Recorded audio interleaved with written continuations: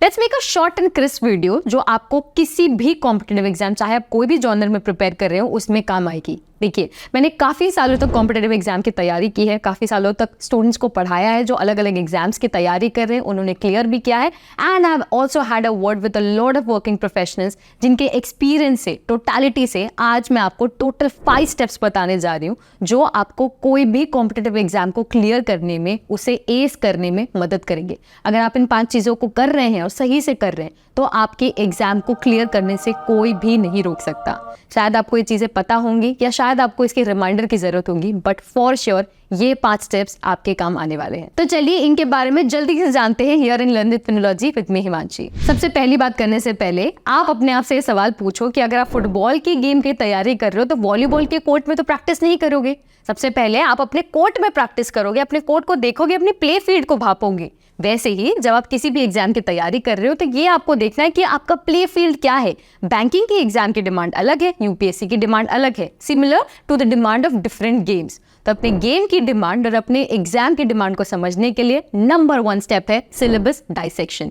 जी हाँ, सिलेबस आपको बताता है कि आपकी एग्जाम की डिमांड क्या है, आपसे वो किस तरीके के प्रोफेशनलिज्म एक्सपेक्ट कर रहे हैं। क्योंकि बैंकिंग में हमें पता है कि बहुत ही फैक्चुअल क्वेश्चंस आते हैं और हमें यूपीएससी में पता है कि बहुत ही एग्जॉस्टिव सिलेबस होता है, बहुत ही एनालिसिस पूछा जाता है वहाँ पे। तो आपके एग्जाम की गहराई, चौड़ाई, लंबाई क्या है ये आपको पता होना चाहिए, आपका प्ले फील्ड आपको पता होना चाहिए, which you will know from your syllabus. इसलिए तुरंत जाओ अपनी ऑफिशियल वेबसाइट देखो, वहां से ऑफिशियल सिलेबस डाउनलोड करो, प्रिंट करो, जहां पे बैठ के पढ़ाई करते हो वहां पे उसे चिपका दो ताकि आप कभी भी अपनी प्ले फील्ड से भटको ना।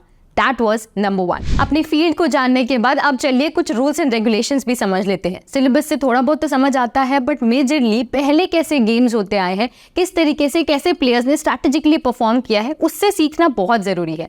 And that's where the second step, the past year paper analysis comes into picture. I call this the Brahmastra क्योंकि ये एक पोटेंशियल इंस्ट्रूमेंट है जो काफी सारे स्टूडेंट्स एक्चुअली मिस आउट कर जाते हैं। जब भी आप पास्ट ईयर पेपर एनालिसिस करते हैं आपको लिटरली एक रोड मैप मिलता है। कम से कम 5 से 10 साल का पेपर एनालिसिस कीजिए, उसके नोट्स बनाइए, देखिए कैसा क्या ट्रेंड था, किस तरीके के वेटेज थे, और अपने आप के आने वाले एग्जाम के लिए एक स्ट्रैटेजी जरूर ड्राफ्ट कीजिए क्योंकि इसी के बेसिस में या थोड़ा सा ट्वीक करके आपका फ्यूचर पेपर आने वाला है। आपको यहाँ पे समझना है कि अगर कोई एक न्यूज पीस आती है, for example electoral bond scheme, तो बैंकिंग के एग्जाम में एक फैक्ट बेस्ड क्वेश्चन आएगा और यूपीएससी में आएगा एक एनालिटिकल क्वेश्चन। तो जब आपने पिछले साल के पेपर देखे हैं तो आप अपने बैंक के एग्जाम के हिसाब से अपने रास्ते पर डटे रहेंगे और बहुत ज्यादा एनालिटिकल नहीं होंगे। इसीलिए जब हम पास्ट ईयर पेपर एनालिसिस करते हैं वो आपका ब्रह्मास्त्र कहलाता है क्योंकि इससे आप बिल्कुल अपनी लेन में रहते हैं। So make sure you analyze your past so that आपका फ्यूचर एग्जाम सही जाए। Step number 3 is scanning. आपको अपने आप को स्कैन करना है, अपनी खुद की स्वॉट एनालिसिस करनी है। मेरे स्ट्रेंथ, वीकनेस, अपॉर्चुनिटी और थ्रेट क्या है। फॉर एग्जाम्पल मैं अपनी बात करूँ तो करंट अफेयर्स मेरा बहुत अच्छा है तो I would say that is my strength.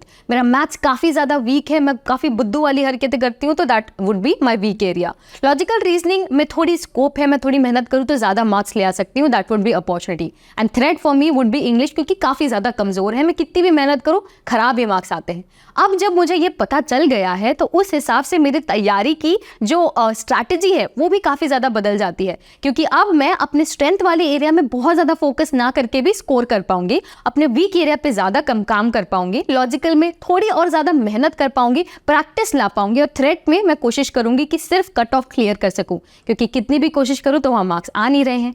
तो ये एनालिसिस जब आप खुद के लिए करेंगे आपके लिए बहुत बहुत अच्छा रहेगा क्योंकि एक्चुअल स्ट्रैटेजी यहीं से ड्राफ्ट आप कर पाएंगे। इसके लिए आप कोई भी मॉक पेपर अटेम्प्ट कर सकते हैं, उसे अच्छे से एनालाइज कर सकते हैं या फिर पास्ट ईयर पेपर देख के भी आपको समझ आ जाएगा कि हाँ मेरा ये वीक है, ये स्ट्रेंथ एरिया है। सो यूज दी स्वॉट analysis to build your strategy and your future time table. अब एक्सटर्नल इंटरनल दोनों चीजें हो गई, स्ट्रैटेजी भी पता चल गई, गोल भी समझ में आ गया, तो अब जो स्टेप है वो है कंसिस्टेंट रहने का और प्रैक्टिस करने का।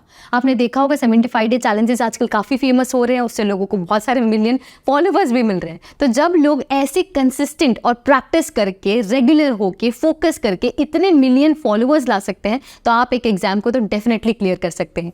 इन सारे चैलेंजेस के पीछे एक ही चीज़ छुपी है, वो है डिसिप्लिन रहना। डिसिप्लिन हमें बताता है कि कैसे हमारे लिए चीज़ें इंपॉर्टेंट होती हैं और उन पर हमेशा डटे रहना, चाहे हमारा दिन अच्छा हो या बुरा। तो यही आपको भी ध्यान रखना है, वो आएगा प्रैक्टिस और कंसिस्टेंसी के साथ। इसी रास्ते पर चलते रहना है जब तक आपका गोल आपको अचीव नहीं होता है। यहाँ पर ध्यान रखिए कि जब भी आप मॉक्स की प्रैक्टिस करते हैं, वहाँ भी आप उसका एनालिसिस करना ना भूलें।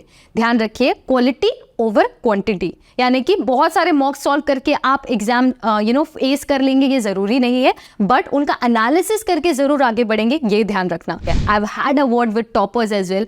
उनका भी ये कहना था कि जितना हमने एनालिसिस किया उतना ज़्यादा हम इंट्रोस्पेक्ट कर पाए, खुद को समझ पाए, अपनी गलतियों को माप पाए और खुद से बिना झूठ बोले अपनी गलतियों पर काम कर पाए।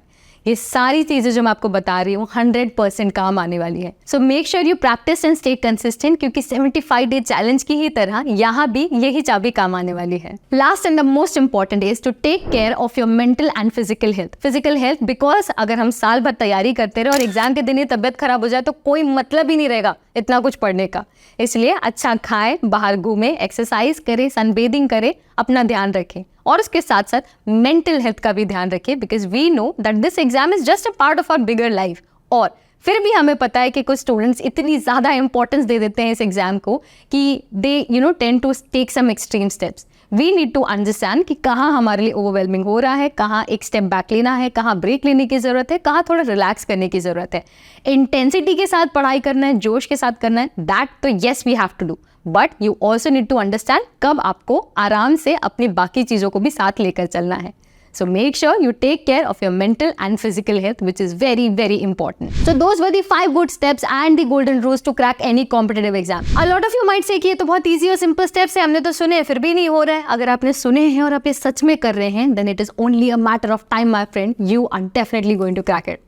Now that we are at the end of this video, let me also brief you to all the important online courses we curate just for your exams. इसमें बहुत सारे कोर्सेज हैं, जिनमें स्पेसिफिकली करंट अफेयर्स का course है जो almost सभी competitive exam में आता है, और ये एक कोर्स है जो सभी कॉम्पिटिटिव एग्जाम के लिए वैलिड भी है। तो इसमें आप एनरोल करके अपने करंट अफेयर्स की तैयारी कर सकते हैं। इसका एक और वेरिएंट है लॉ एंट्रेंस का, जो आपकी लॉ एग्जाम्स में स्पेसिफिकली काम आएगा। इसे और ऐसे सारे कोर्सेज को चेकआउट करने के लिए click on the link given in the description below. If you like this video, make sure to hit the like button, make sure to comment and let me know your views on it, and make sure to also share it with friends and students who are preparing for any competitive exam. Till then, keep learning and I shall see you in the next one.